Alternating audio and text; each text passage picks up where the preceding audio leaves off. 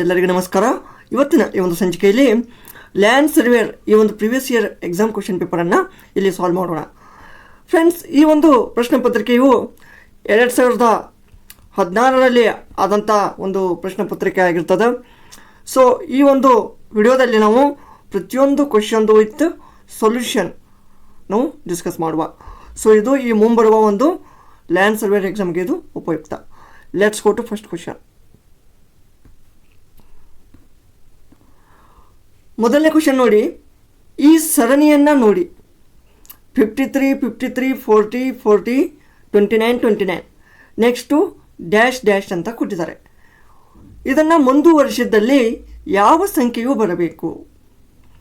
Friends, ಎಷ್ಟು simple ಆಗಿದೆ ನೋಡಿ. ಇಲ್ಲಿ 53, ಆಮೇಲೆ 53, 40, 40, 29, 29. ಹೌದಾ? ಈಗ ನೆಕ್ಸ್ಟು ಏನು ಬರ್ತದ? ಈಗ ನೀವು ಇದನ್ನು ನೋಡ್ಬೋದು. ಇಲ್ಲಿ 53, 53 ಡಬಲ್ ಬಂದಿದೆ. ಹೌದಾ? ಬೇರೆ ಕಲರಲ್ಲಿ ನೋಡೋಣ. ಓಕೆ, ಇದು ನೋಡಿ 53 ಇದೊಂದು ಗ್ರೂಪ್ ಬೇರೆ, 40, 40 ಬೇರೆ, 29, 29 ಹೀಗೆ 3 ಗ್ರೂಪ್ ಮಾಡಿದ್ವಿ. ಸೊ ಇವುಗಳ ನಡುವಿನ ಡಿಫ್ರೆನ್ಸ್ ಎಷ್ಟು? 53 ಮೈನಸ್ 40 ಎಷ್ಟು? 13. 40 ಮೈನಸ್ 29 ಎಷ್ಟು? L1. ನೆಕ್ಸ್ಟು ಈ ಮುಂದೆ ಬಂದಂಥ ಗ್ರೂಪಲ್ಲಿ ಎಷ್ಟು ಬರಬೇಕು ಡಿಫ್ರೆನ್ಸು? ನೋಡಿ 13 L1 2 ಡಿಫ್ರೆನ್ಸ್. ಹೌದಾ? ಆಮೇಲೆ ಇಲ್ಲಿ ನೆಕ್ಸ್ಟ್ 2 ಡಿಫ್ರೆನ್ಸ್ ಬೇಕು, ಅಂದರೆ ಇಲ್ಲಿ 9 ಬಂದಾಗ ಕರೆಕ್ಟ್ ಆಗುತ್ತಾ? ಸೊ ಇಲ್ಲಿ 13 L1 9 ಬಂದರೆ, ಇಲ್ಲಿ 9 ಬಂದರೆ ಇಲ್ಲಿ ಏನು ಬರುತ್ತಾ? ನೆಕ್ಸ್ಟ್ ಸಂಖ್ಯೆ ಏನು ಬರುತ್ತಾ? ನೆಕ್ಸ್ಟ್ ಏನು? 20 ಬರುತ್ತಾ? ನೋಡಿ, ಇದು 20 ಆದರೆ ಇದು 29. 29 ಮೈನಸ್ 20 ಅಂದರೆ ಎಷ್ಟಾಗುತ್ತಾ? 20. So here answer is 20. Option C 20 ಇದು ಕರೆಕ್ಟ್ ಆಗ್ತದೆ. ನೆಕ್ಸ್ಟ್ ಎರಡನೇ ಕ್ವೆಶ್ಚನ್ನು, ವಿಶ್ವದ ಅತಿ ಎತ್ತರದ ಅಣೆಕಟ್ಟು. ಇಡೀ ವರ್ಲ್ಡಲ್ಲಿ ಅತಿ ಎತ್ತರದ ನೋಡಿ, ಲಾಂಗೆಸ್ಟ್ ಅಣೆಕಟ್ಟು ಬೇರೆ, ಅಂದರೆ ಅತಿ ಉದ್ದವಾದ ಡ್ಯಾಮ್ ಬೇರೆ. The longest dam in world ಅದು ಬೇರೆ, ಮತ್ತು ಅತಿ ಎತ್ತರವಾದ ಅಂದರೆ ಹೈಯೆಸ್ಟ್. ಹೌದಾ? ಹೈಯೆಸ್ಟ್ ಡ್ಯಾಮ್ ಅದು ಯಾವುದಂದರೆ ದ ಗ್ರ್ಯಾಂಡ್, ಅದು ಸ್ವಿಟ್ಜರ್ಲ್ಯಾಂಡ್ನಲ್ಲಿ ಬರ್ತದೆ. ನೋಡಿ, ಇಡೀ ನಮ್ಮ ಭಾರತದಲ್ಲಿ ಅತಿ ಉದ್ದವಾದ ಎತ್ತರವಾದವಲ್ಲ, longest dam in India. Longest dam in India ಅಂದರೆ ಯಾವುದಾಗತ್ತಾ? ಅಂದರೆ ಉದ್ದವಾದ, ಹೀಗೆ ಅಂದರೆ ಹಾರಿಜೆಂಟಲ್, ನಾಟ್ ವರ್ಟಿಕಲ್. ಹಾರಿಜೆಂಟಲ್ ಅಂದರೆ ಯಾವುದು ಬರುತ್ತಾ? ಮಹಾನದಿಯ ಮೇಲೆ ಇರುವ ಹಿರಾಕುಡ್ ಅಣೆಕಟ್ಟು ಬರ್ತದೆ. ಇದು ಒಡಿಶಾ ರಾಜ್ಯದಲ್ಲಿ ಕಂಡು ಬರ್ತದೆ. ಈಗ ನನಗೆ ಹೇಳಿ ನೀವು, ಹೈಯೆಸ್ಟ್ ಅಂದರೆ ಅತಿ ಎತ್ತರವಾದ ಅಣೆಕಟ್ಟು ಭಾರತದಲ್ಲಿ ಯಾವುದು ಬರ್ತದೆ? ಅದನ್ನು ಕಾಮೆಂಟ್ ಮಾಡಿ ನೋಡೋಣ. ಸೊ ಹೀಗೆ ನಮಗೆ ಒಂದು ಕ್ವೆಶ್ಚನದ ಮೇಲೆ ಬೇರೆ ಬೇರೆ ಕ್ವೆಶ್ಚನ್ಗಳನ್ನು ಅರೈಸ್ ಮಾಡಿಕೊಂಡ್ರೆ, ಈ ರೀತಿ ಮಾಡಿದ್ರೆ ಅಂದ್ರೆ ನಿಮ್ಮದು GK ಸ್ಟ್ರಾಂಗ್ ಆಗುತ್ತಾ, ರಿವೈಸ್ ಆಗುತ್ತಾ? ಹೌದಾ? ಈ ರೀತಿಯೂ ಕ್ವೆಶ್ಚನ್ ಪೇಪರನ್ನು ಅನಲೈಸ್ ಮಾಡಬೇಕು. ಸಿಂಪ್ಲಿ ಆ ಕ್ವೆಶ್ಚನ್ದು ಆನ್ಸರ್ ನೋಡಿದ್ರೆ ಅದು ನೀವು ಕ್ವೆಶ್ಚನ್ ಪೇಪರ್ ಏನಪ್ಪ ರಿವಿಷನ್ ಮಾಡಿ ಯೂಸ್ ಇಲ್ಲ. Okay, next question. ಮೂರನೇ ಕ್ವೆಶ್ಚನು, ಹಳದಿ ಮತ್ತು ಸಿಯಾನ್ ಬಣ್ಣಗಳನ್ನು ಒಟ್ಟಿಗೆ ಮಿಶ್ರಣ ಮಾಡಿದರೆ ಯಾವ ಬಣ್ಣ ಉತ್ಪತ್ತಿಯಾಗುತ್ತದೆ? ಹಳದಿ ಅಂದರೆ ಯಾವುದು? ಯೆಲ್ಲೋ. ಆಮೇಲೆ ಸಿಯಾನ್ ಇದನ್ನು ಮಿಶ್ರಣ ಮಾಡಿದ್ರೆ ಏನಾಗುತ್ತಾ? ಗ್ರೀನ್ ಆಗುತ್ತಾ? ಗ್ರೀನ್ ಅಂದರೆ ಯಾವುದು? ಹಸಿರು. ಇಲ್ಲಿ ಉತ್ತರ ಏನಾಗುತ್ತಾ? ಹಸಿರು ಇದು ಕರೆಕ್ಟ್ ಆನ್ಸರ್. ವಿಶ್ವದಲ್ಲಿ ಅತಿ ಹೆಚ್ಚು ಕಾಫಿ ಉತ್ಪಾದಿಸುವ ದೇಶ ಯಾವುದು? ಜಗತ್ತಿನಲ್ಲಿ ಅತಿ ಹೆಚ್ಚು ಉತ್ಪಾದಿಸುವುದು ಯಾವುದು? ಬ್ರೆಜಿಲ್. ಇದು ಯಾವ ಒಂದು ಖಂಡದಲ್ಲಿ ಬರ್ತದ? ಸೌತ್ ಅಮೇರಿಕಾ, ದಕ್ಷಿಣ ಅಮೇರಿಕಾದ ಅತಿ ದೊಡ್ಡ ದೇಶ ಬ್ರೆಜಿಲ್. ಇದು ಜಗತ್ತಿನಲ್ಲಿ 5ನೇ ನಂಬರ್ ಐತಿ ಇದು ಬ್ರೆಜಿಲ್ ವಿಸ್ತೀರ್ಣದಲ್ಲಿ ಅತಿ ಹೆಚ್ಚು ಕಾಫಿ ಯಾವುದು? ಬ್ರೆಜಿಲ್. ವಿಶ್ವದಲ್ಲಿ ಅತಿ ಹೆಚ್ಚು ಚಹಾ ಉತ್ಪಾದಿಸುವ ದೇಶ ಯಾವುದು? ಕಾಮೆಂಟ್ ಮಾಡಿ. ನಿಮಗೆ ಇದನ್ನು ಹೇಳ್ತೀನಿ ಹಿಂಟು. ಒಂದು ಭಾರತ ಅಥವಾ ಚೀನಾ, ಯಾವುದಿರ್ಬೋದು? ಕಾಮೆಂಟ್ ಮಾಡಿ. ನಿಮಗೆ ಈ ಥರ ಒಂದು ಏನಪ್ಪ ಹೋಮ್ವರ್ಕ್ ಸಿಕ್ಕಂಗಾಗತ್ತೆ. ಯಾವ ಸಂಖ್ಯೆಯನ್ನು ಪ್ರಶ್ನೆ ಗುರುತಿನ ಬದಲಿಗೆ ಬರೆಯಬಹುದು? ಎಲ್ಲಿ ನೋಡಿ, ಈ ಟೇಬಲ್ ಪೂರ್ಣದ, ಈ ಟೇಬಲ್ ಪೂರ್ಣದ, ಈ ಟೇಬಲ್ ಪೂರ್ಣದ, ಈ ಟೇಬಲ್ ಇಲ್ಲಿ ಕ್ವಶನ್ ಮಾರ್ಕ್ ಅದ. ಕ್ವಶನ್ ಮಾರ್ಕ್ ಅಂದರೆ ಇದು ಯಾವ ರೀತಿ ಬರಬೇಕಪ್ಪ ಇಲ್ಲಿ ನೋಡಿ. ಈಗ ಇದೇನೊಂದು 3 ಡಿಜಿಟ್ ಅದಾವಲ್ಲ, ಇವುಗಳನ್ನ ಆ್ಯಡ್ ಮಾಡಿ ಎಷ್ಟಾಗತ್ತಾ? 374 ಅಂದರೆ 14 ಆಗತ್ತೆ. ಆಮೇಲೆ ಇದನ್ನು ಆ್ಯಡ್ ಮಾಡಿ 921 ಅಂದರೆ 12 ಅಂದರೆ ಇದನ್ನು -12. ಈ ಥರ ನೀವು ಟ್ರಯಲ್ ಆ್ಯಂಡ್ ಎರರ್ ಮಾಡಿ ನೋಡಬೇಕು. ಇದನ್ನೇ ಯಾಕೆ ಮಾಡಬೇಕಂತ ನಿಮಗೆ ಮೊದಲಿಗೆ ಗೊತ್ತಾಗೋದಿಲ್ಲ. ಆದರೆ ಮೊದಲೇ ಯಾಕೆ ಮೈನಸ್ ಮಾಡಬೇಕು ಅಂದರೆ ಇಲ್ಲಿ ಚಿಕ್ಕ ಅಂಕಿದೆ 2 ಇದೆ. 2 ಇದೆ ಅಂದರೆ ನಾವು ಅದನ್ನು ಈ 14ರಲ್ಲಿ 12 ಕಳೆದಾಗ 2 ಬರ್ತದೆ. ಓಕೆ, ಇದು ಸ್ಯಾಟಿಸ್ಫೈ ಆಯಿತು. ಇದನ್ನು ನೋಡಿ, ಈಗ 154 ಅಂದರೆ ಎಷ್ಟಾಯಿತು? 610. ಇದು 638. 638 ಅಂದರೆ 9 8 17.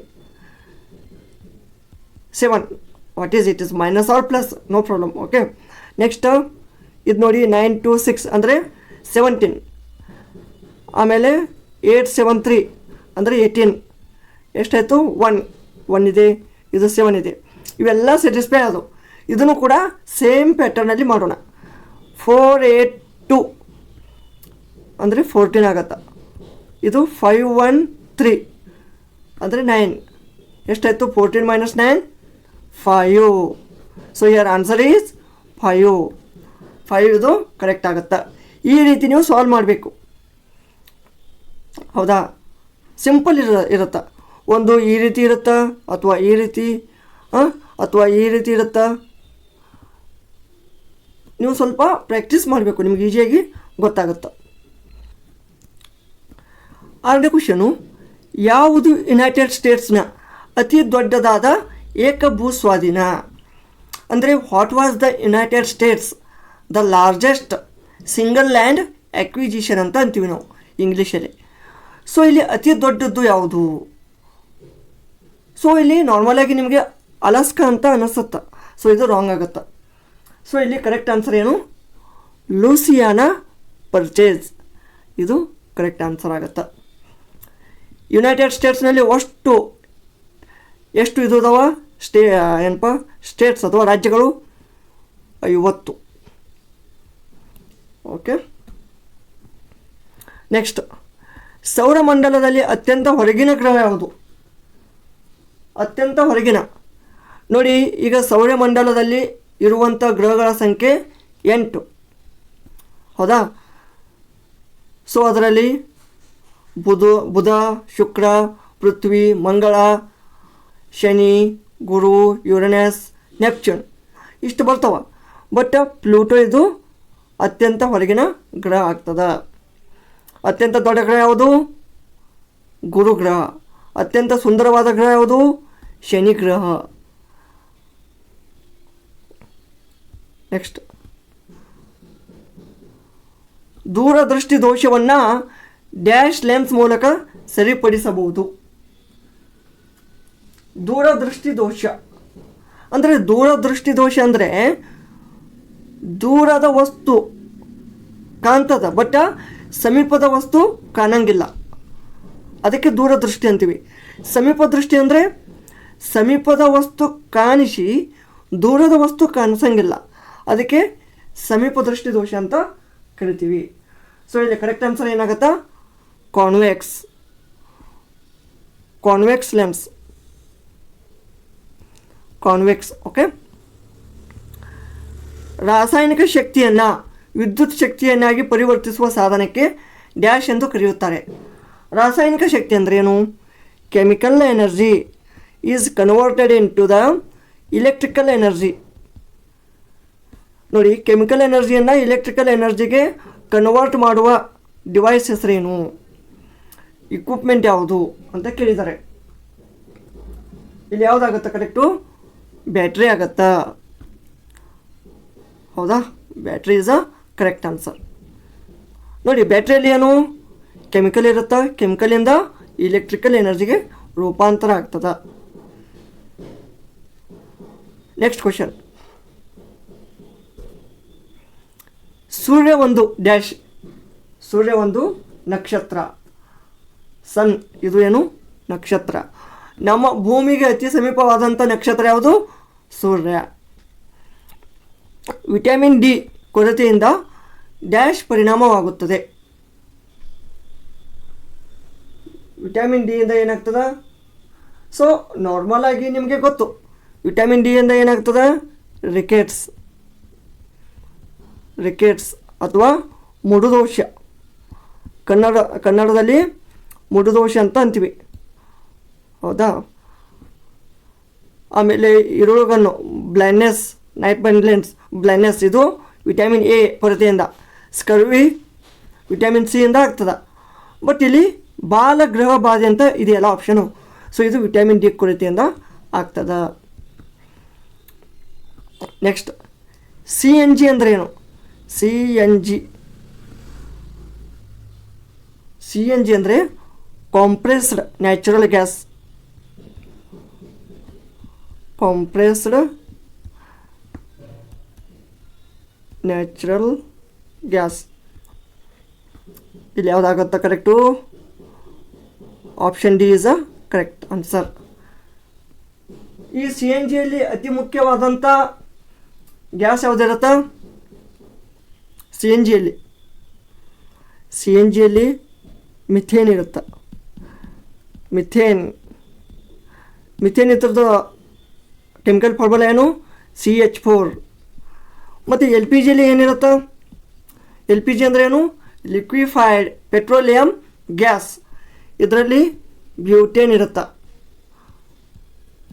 ಮತ್ತು ಇದಕ್ಕೆ ಲೀಕ್ ಆದಂಥ ಸಂದರ್ಭದಲ್ಲಿ ಈ ಒಂದು ಗ್ಯಾಸ್ ಪತ್ತೆ ಹಚ್ಚಲು ಇದರಲ್ಲಿ ಯಾವ ಒಂದು ಕೆಮಿಕಲನ್ನು ಆ್ಯಡ್ ಮಾಡ್ತಾರೆ? ಮಿಥೈಲ್ ಮರ್ಕ್ಯಾಪ್ಟನ್ ಅಂತ ಕೇಳಿರ್ತೀರಿ ನೀವು. ಅದು ಮೂತ್ರ ಉತ್ಪಾದಿಸುವ ಭಾಗ ಯಾವುದು? ಮೂತ್ರಪಿಂಡ. ನೆಕ್ಸ್ಟ್, ಯಾವ ಸಂಖ್ಯೆಯನ್ನು ಪ್ರಶ್ನೆ ಚಿಹ್ನೆ ಬದಲಿಗೆ ಬರೆಯಬಹುದು? ನೋಡಿ, ಇಲ್ಲಿ ಪ್ರಶ್ನೆ ಚಿಹ್ನೆ ಇದೆ, ಹೌದಾ? ಪ್ರಶ್ನೆ ಚಿಹ್ನೆ ಇದೆ. ಸೊ ಅದಕ್ಕೆ ನೀವೇನು ಮಾಡಬೇಕೀಗ? ಯಾವ ರೀತಿ ಮಾಡಿದ್ರೆ ಈ ಒಂದು ನಮಗೆ ಈ ಪ್ರಶ್ನೆ ಚಿಹ್ನೆಯನ್ನು ನಾವು ತೆಗಿಬಹುದು? ನೋಡಿ, ನಾನೊಂದು ಐಡಿಯಾ ಮಾಡ್ತೀನಿ. ಒಮ್ಮೆ ಹೀಗೆ ಆ್ಯಡ್ ಮಾಡಿ ನೋಡಿ ಎಷ್ಟು ಬರುತ್ತಾ. ಆಮೇಲೆ ಒಮ್ಮೆ ಹೀಗೆ ಆ್ಯಡ್ ಮಾಡಿ ನೋಡಿ. ಈಗ ನಾವು 7, 2, 1, 4 ಇದನ್ನೆಲ್ಲ ಆ್ಯಡ್ ಮಾಡಿದಾಗ ಎಷ್ಟಾಗುತ್ತಾ? 14. ಆಮೇಲೆ 3, 8, 1, 2 14. 6, 5, 2, 1 ಇದು ಕೂಡ ಎಷ್ಟು? 14. ಎಲ್ಲ 14 ಅದು ಅಂದರೆ ಇದನ್ನು 14 ಆಗಲೇಬೇಕು. ನೋಡಿ, 2, 4, 4 ಅಂದರೆ ಎಷ್ಟಾಯಿತು? 12 ಅಂದರೆ 14 ಆಗಲಿಕ್ಕೆ 2 ಕಡಿಮೆ ಬಿತ್ತು. ಇದು ಇಲ್ಲಿ 2 ಆಗುತ್ತಾ? 2 ಇದು ಕರೆಕ್ಟ್ ಆನ್ಸರ್, ಹೌದಾ? 2 ಅಲ್ಲ, 2, 4, 4 ಅಂದರೆ ಎಷ್ಟಾಯಿತು? ಇದು 10 ಆಯಿತು. ಇದು ಎಷ್ಟಾಯಿತು? ಇಲ್ಲಿ ಎಷ್ಟು ಬರಬೇಕು ನಿಮ್ಗೆ? 14 ಅಂದರೆ 14ಗೆ ಇನ್ನೂ +4 4 ಬರಬೇಕು. So 4 is a correct answer. ಸ್ವಲ್ಪ ಎತ್ತರದಿಂದ ಮಾಡಬೇಕು, ಈ ರೀತಿ ಸ್ವಲ್ಪ ಕನ್ಫ್ಯೂಸ್ ಆಗುತ್ತಾ ಅಥವಾ ಮಿಸ್ಟೇಕ್ ಆಗುತ್ತಾ? ದೂರದರ್ಶಕ ಬಳಸದೆ ನಮಗೆ ಗೋಚರಿಸುವ ಗ್ರಹಗಳು ಯಾವುವು? ಅಥವಾ ಗ್ರಹಗಳ ಸಂಖ್ಯೆ ಎಷ್ಟು ಅದು ಕೊಟ್ಟಿದ್ದಾರೆ ನಮಗೆ. ಸೊ ಇಲ್ಲಿ ಕರೆಕ್ಟ್ ಆನ್ಸರ್ ಏನಾಗುತ್ತಾ? 5. ಬಟ್ ಅವು ಯಾವುವು? ಬುಧದ, ಆಮೇಲೆ ಶುಕ್ರ, ಆಮೇಲೆ ಮಂಗಳ, ಆಮೇಲೆ ಗುರು, ಆಮೇಲೆ ಶನಿ. ಈ 5 ಗ್ರಹಗಳು ನಮಗೆ ದೂರದರ್ಶಕ ಬಳಸದೆ ನಮಗೆ ಈಸಿಯಾಗಿ ವಿಸಿಬಲ್ ಆಗ್ತವೆ. ಮಿಟಿಯೋರಾಲಜಿ ಯಾವ ವಿಷಯದ ಬಗ್ಗೆ ಅಧ್ಯಯನವಾಗಿರ್ತದ? ಇದು ವಾತಾವರಣ ಅಥವಾ ಅಟ್ಮಾಸ್ಫಿಯರ್. ಇದಕ್ಕೆ ನಾವು ನಾರ್ಮಲಾಗಿ ಏನಂತೀವಿ? ವೆದರ್. ವಾತಾವರಣ ಅಂದ್ರೇನು? ವೆದರ್ ಬಗ್ಗೆ ಅಧ್ಯಯನ ಮಾಡೋದಕ್ಕೆ ಮಿಟಿಯೋರಾಲಜಿ ಅಂತ ಕರಿತೀವಿ. ನಗುವ ಅನಿಲು ಅಥವಾ ನಗಿಸುವ ಅನಿಲು ಎಂದು ಸಾಮಾನ್ಯವಾಗಿ ಕರೆಯುವ ಅನಿಲ ಯಾವುದು? Nitrous oxide, N2O. ನೋಡಿ, N2O ಇದನ್ನು ಕೂಡ ನಿಮಗೆ ಚಿರಪರಿಚಿತವಾಗಿರಬೇಕು. N2O ಅಂದರೆ ಬೇರೆ, ಮತ್ತು NO2 ಅಂದರೆ ಬೇರೆ. ನೈಟ್ರೋಜನ್ ಡೈಆಕ್ಸೈಡ್ ಆಗುತ್ತೆ. ಇದು ರಾಂಗ್. ಇದು nitrous oxide. N2O is the correct answer.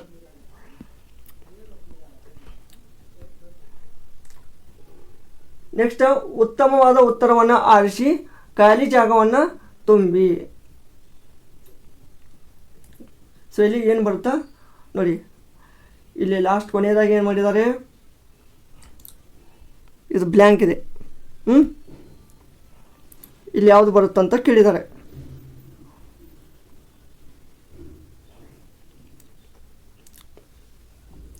So ಈ ಒಂದು ಎಲ್ಲ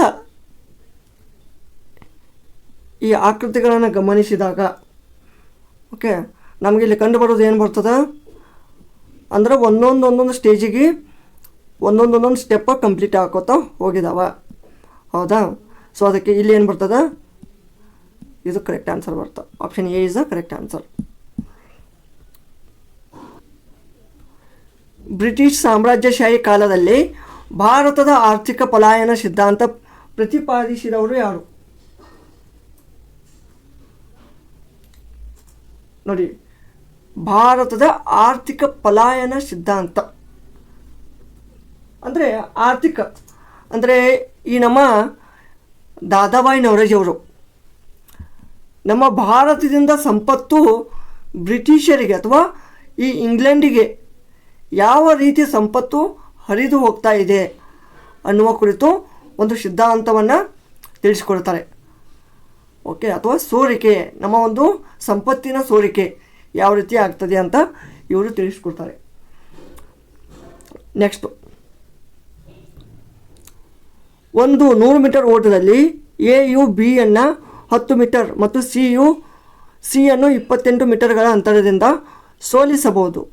ಅದೇ ಓಟದಲ್ಲಿ ಬಿ ಯು ಸಿ ಅನ್ನು ಎಷ್ಟು ಅಂತರದಿಂದ ಸೋಲಿಸಬಹುದು ಅಂತ ಕೇಳಿದ್ದಾರೆ.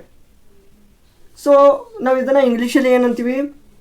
ಇನ್ 100 metre race A can beat B by 10 meter and A can beat C by 28 meter. Then in the same race B can beat C by, ಈಗ ಎ ಬಿನ 10 ಮೀಟರ್ದಿಂದ ಸೋಲಿಸ್ತಾನೆ, ಎ ಯು ಸಿನ 28 ಮೀಟರ್ದಿಂದ ಸೋಲಿಸ್ತಾನೆ. ಆದರೆ ಅದೇ B you ಸಿಯನ್ನು ಎಷ್ಟು ಮೀಟರ್ನಲ್ಲಿ ಸೋಲಿಸುತ್ತಾನೆ ಅಂತ ಕೇಳಿದ್ದಾರೆ ಇಲ್ಲಿ. ಸೊ ಈಗ ನಾವೇನು ಮಾಡೋದು? ಒಂದು ರೇಷಿಯೋ ಮೆಥಡು ಏನಪ್ಪ ಇಲ್ಲಿ ಮಾಡೋಣ. ರೇಷಿಯೋ ಮೆಥಡ್ ಹೇಗೆ ಮಾಡ್ತೀರಾ ನೋಡಿ. ಈಗ ಎ ಎಷ್ಟು ಬಿ ಅಂತ ಇದೆ. ಓಕೆ, ಸೊ 100 ಮೀಟರ್ ಓಟದಲ್ಲಿ ಎ ಯು ಬಿಯನ್ನು 10 ಮೀಟರ್ ಬರೀ ಎ ಮತ್ತು ಬಿ ಅಷ್ಟೇ ತೊಗೊಳ್ಳಿ. ಒಟ್ಟು ಎ ಮತ್ತು ಬಿ ಎಷ್ಟಿದೆ? ಇವ 100 ಮೀಟರ್ ಅಂದ್ರೆ ಬಿ ಎನ್ನ 10 ಮೀಟರ್ದಿಂದ ಸೋಲಿಸ್ತಾನೆ. ಅಂದ್ರೆ ಇವು ಬಿ 10 ಮೀಟರ್ ದೂರದಾನ. 10 ಮೀಟರ್ ದೂರದಾನಂದ್ರೆ 90 ಮೀಟರ್ಗೆ ಬಂದಾನ.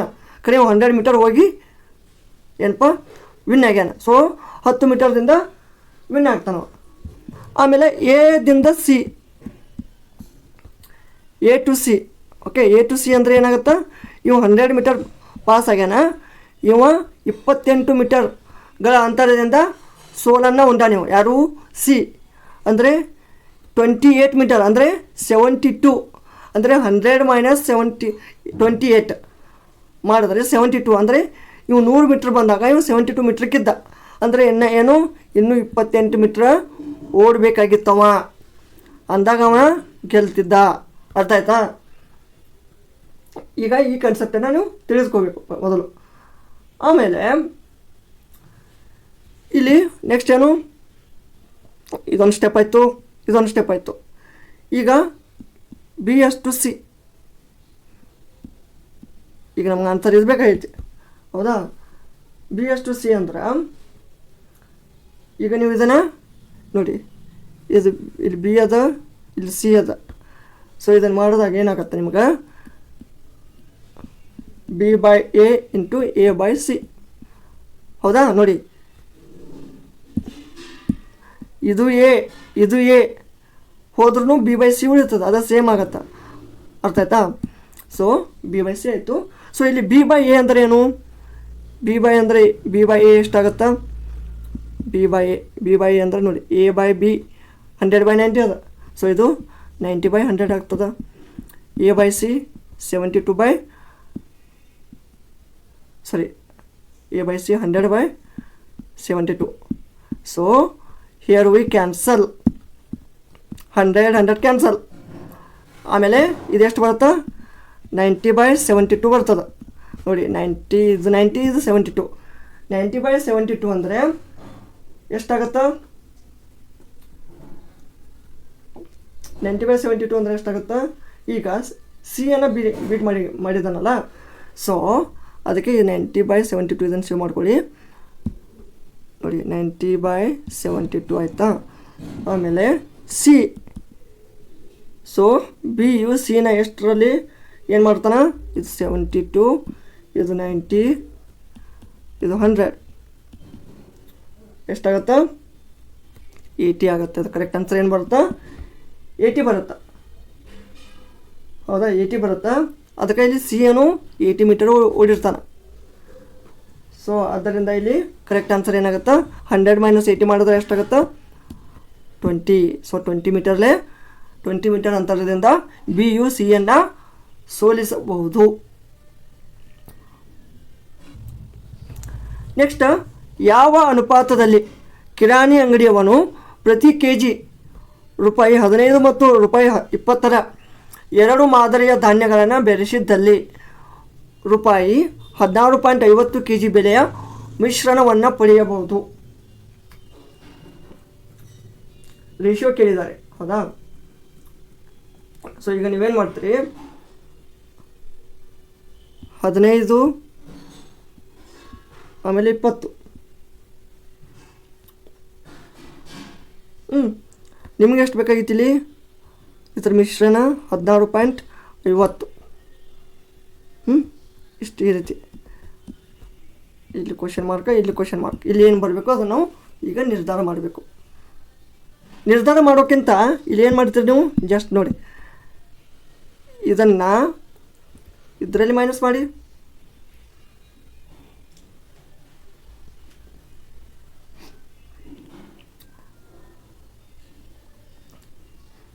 ಎಷ್ಟಾಗುತ್ತೆ? ಅದು 3.5 ಆಗುತ್ತೆ. ಇದು 3.5. ಆಮೇಲೆ 15 16.5 ಮೈನಸ್ ಮಾಡಿ, ಇದು 1.5 ಆಗುತ್ತೆ, ಹೌದಾ? 1.5 ಆಯಿತು. ಸೊ ಈಗ ನಾವೇನು ಮಾಡೋಣ? 3.5 1.5 ಇವೆರಡಕ್ಕೂ 0.5 ಇಲ್ಲಿ ಯಾವುದೂ ಆನ್ಸರ್ ಇಲ್ಲ. ಅದಕ್ಕೆ ಇದಕ್ಕೆ ಮಲ್ಟಿಪ್ಲೈ 2 ಮಾಡೋಣ. ಮಲ್ಟಿಪ್ಲೈ 2 ಮಾಡಿದಾಗ ಏನಾಗುತ್ತೆ? 3.5 × 2 7, 1.5 × 2 3. So 7/3 is the correct answer. Next, ರೇಖಾಗಣಿತದ ಪಿತಾಮಹ ಯಾರು? ರೇಖಾಗಣಿತದ ಪಿತಾಮಹ ಯಾರಾಗ್ತಾರೆ? The father of geometry. ಇಲ್ಲಿ ಕರೆಕ್ಟ್ ಆನ್ಸರ್ ಆಪ್ಷನ್ ಬಿ ಆಗುತ್ತೆ, ಯುಕ್ಲಿಡ್. ಇವರು ಒಬ್ಬ ಗಣಿತಶಾಸ್ತ್ರಜ್ಞರಾಗಿದ್ದರು. ಇವರು ಗ್ರೀಕ್ ಮ್ಯಾಥಮೆಟಿಷಿಯನ್ ಇದ್ದರು. ಇವರು ಎಲ್ಲಿ? ಇನ್ ಅಲೆಕ್ಸಾಂಡ್ರಿಯಾ ಈಜಿಪ್ತಲ್ಲಿ. Alexandria in Egypt. Next question, ವಿದ್ಯುತ್ತಿನಿಂದ ಅಳಿಸಿ ಹಾಕಬಲ್ಲ ಪ್ರೋಗ್ರಾಮೇಬಲ್ ರೀಡ್ ಓನ್ಲಿ ಮೆಮ್ರಿಯ ಒಂದು ವಿಧ ಯಾವುದು? ಪ್ರೋಗ್ರಾಮೇಬಲ್ ರೀಡ್ ಓನ್ಲಿ ಮೆಮ್ರಿ ಏನಾಗ್ತದ? ಫ್ಲ್ಯಾಶ್. ಇದು ಕರೆಕ್ಟ್. ನೆಕ್ಸ್ಟ್ ಇಲ್ಲಿ ಉತ್ತಮವಾದ ಉತ್ತರವನ್ನು ಆರಿಸಿ ಖಾಲಿ ಜಾಗವನ್ನು ತುಂಬಿ. ನೋಡಿ ಫ್ರೆಂಡ್ಸ್, ಇದು ಸಿಂಪಲ್ ಆದಂಥ ಕ್ವಶನ್ ಅದ. ಸೊ ಇಲ್ಲಿ 3 ಥರದ ಒಂದು ಆಕೃತಿಗಳನ್ನು ಕೊಟ್ಟಿದ್ದಾರೆ. ಒಂದು ಚೌರಸ, ಒಂದು ಸರ್ಕಲ್ಲು, ಒಂದು ರೋಂಬಸ್ಸು. ಈ ರೀತಿ 3 ಆಕೃತಿಗಳದಾವೆ. So total 9. 1 2 3 4 5 6 7 8 ಇದು 9 ಬೇಕಿಲ್ಲ. ಸೊ ಇಲ್ಲಿ ನಾನೇನು ಅಂತೀನಿ ನೋಡಿ, ಸರ್ಕಲ್ ಎಷ್ಟು ಅದಾವ ಇಲ್ಲಿ? 3 ಅದಾವ. ಓಕೆ. ಆಮೇಲೆ ರೋಂಬಸ್ ನೋಡಿ, ರೋಂಬಸ್ ಇದೊಂದು ಎಷ್ಟು ಅದಾವ? 3 ಅದಾವ. ಆಮೇಲೆ ಚೌರಸು 3 ಇರಲೇಬೇಕಲ್ಲ. ಇದು ಚೌರಸ ಆಗ್ತದ, ಇದೊಂದು ಆಗ್ತದ. ಓಕೆ. ಸೊ 2 ಅದು ಅಂದರೆ ಇನ್ನೊಂದು ಬೇಕು. ಅಂದರೆ ಇಲ್ಲಿ ಆನ್ಸರ್ ಏನು? ಚೌರಸದಲ್ಲಿನೇ ಬರ್ತೈತೆ ಅಂತ ನಾವು ತಿಳಿದುಕೊಳ್ಬೇಕೀಗ. ನೋಡಿ, ಚೌರಸದಲ್ಲಿ ಅಂದರೆ ಇದು ಕ್ಯಾನ್ಸಲ್ ಆಗ್ತದೆ. ಬಿ ಆಗಂಗಿಲ್ಲ. ಒಂದು ಎ ಆಗಬೇಕು, ಒಂದು ಸಿ ಆಗಬೇಕು, ಒಂದು ಡಿ ಆಗಬೇಕು. ಈ ರೀತಿ ನೀವು ಪ್ರತಿಯೊಂದು ಆಪ್ಷನನ್ನು ಇಲಿಮಿನೇಟ್ ಮಾಡ್ಬೋದು. ಓಕೆ. ಈಗ ನೋಡಿ, ರಿಫ್ರೆಶ್ ಮಾಡ್ತೀನಿ. ಓಕೆ, ಇದು ಬಿ ಹೋಯ್ತು, ಕ್ಯಾನ್ಸಲ್. ಈಗ ಯಾವ ರೀತಿ ಶೇಡಿಂಗ್ ಮಾಡಿದ್ದಾರೆ? ಈಗ ಸರ್ಕಲ್ ನೋಡಿ ನೀವು, ಅಥವಾ ರೋಂಬಸ್ ನೋಡಿ. ಈಗ ಸರ್ಕಲ್ ನೋಡಿದಾಗ ನೋಡಿ, ಈ ಸರ್ಕಲ್ ನೋಡಿ, ಇದರಲ್ಲಿ ಡಾಟ್ ಡಾಟ್ ಡಾಟ್ ಡಾಟ್ ಈ ರೀತಿ ಮಾಡಿದ್ದಾರೆ. ಆಮೇಲೆ ಈ ಸರ್ಕಲ್ಲು ಫುಲ್ ಬ್ಲ್ಯಾಂಕ್ ಇದೆ, ಈ ಸರ್ಕಲ್ಲು ಫುಲ್ ಶೇಡಿಂಗ್ ಮಾಡಿದ್ದಾರೆ. ಹೌದಾ? ರೋಂಬಸ್ ಕೂಡ ಹಾಗೆ ಇದೆ. ಸೊ ಈಗ ಚೌರಸ ಏನೇನಿದೆ? ಚೌರಸ ಫುಲ್ ಬ್ಲ್ಯಾಂಕ್ ಇದೆ, ಇದು ಫುಲ್ ಶೇಡಿಂಗ್ ಮಾಡಿದ್ದಾರೆ. ಅಂದರೆ ಇಲ್ಲಿ ನೆಕ್ಸ್ಟ್ ಏನು ಬೇಕು ನಮಗಿಲ್ಲಿ? ಒಂದು ಅಟ್ಲೀಸ್ಟ್ ಸ್ವಲ್ಪ ಡಾಟ್ ಆದದ್ದು ಬೇಕು. ಅಂದರೆ ಇದು ಅಂತರೂ ಇದಾಗೋದಿಲ್ಲ, ಯಾಕಂದರೆ ಈಗ ಆಲ್ರೆಡಿ ಇಲ್ಲಿ ಐತಿ ಅಂತ. ಇದು ಕೂಡ ಇಲ್ಲಿದೆ, ಸಿದಲ್ಲಿ ಇಲ್ಲ, ಸಿ ಬೇಡ. ಸೊ ಇಲ್ಲಿ ಆಪ್ಷನ್ ಡಿ ಆಗುತ್ತೆ. So option D is the correct answer. I hope ನಿಮಗೆ ಅಂಡರ್ಸ್ಟ್ಯಾಂಡಿಂಗ್ ಆಗಿದೆ ಅಂತ ತಿಳ್ಕೊತೀರಿ. ನೆಕ್ಸ್ಟ್ ಈ ಒಂದು ಸೆಷನ್ನಿನ ಒಂದು ಲಾಸ್ಟ್ ಕ್ವಶನ್ ನೋಡೋಣ, ಯಾಕೆಂದರೆ ಕ್ಲಾಸು ತುಂಬ ಸ್ವಲ್ಪ ಲೆಂದಿ ಆಗುತ್ತೆ. ಇಲ್ಲಿ ತಾನ್ಯ ಸಲ್ಮಾನ್ಗಿಂತ ಹಿರಿಯರು. ನೋಡಿ, ತಾನ್ಯ ಸಲ್ಮಾನ್ಗಿಂತ ಹಿರಿಯರು. ಆಮೇಲೆ ರಣಬೀರ್ ತಾನ್ಯಾಗಿಂತ ಹಿರಿಯನು. ರಣಬೀರ್ ಆರ್ ಇಲ್ಲಿ ಬರ್ತಾನೆ. ಓಕೆ, ಈ ರೀತಿ. ಆಮೇಲೆ ಸಲ್ಮಾನ್ ರಣಬೀರ್ಗಿಂತ ಹಿರಿಯನು.